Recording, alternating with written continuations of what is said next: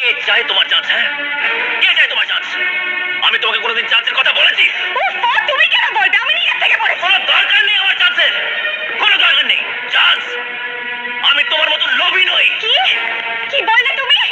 কি বললে? আমি লোভী? হ্যাঁ হ্যাঁ, লোভী। ক্যারিয়ার ছাড়া তুমি কিচ্ছু বোঝো না। তাই বুঝি? হ্যাঁ, আমার তো মনে হচ্ছে আসল কথাটা একটু অন্য। কি কি আসল কথা কি? আমি মুম্বাইতে হিন্দি ছবির গান গাইতে যাচ্ছি, আর তোমাকে কলকাতায় বসে আমার জন্য অপেক্ষা করতে হচ্ছে। তুমি এটা সহ্য করতে পারছো না। কি বললে তুমি? আমি সহ্য করতে পারছি না? হ্যাঁ হ্যাঁ, সহ্য করতে পারছো না।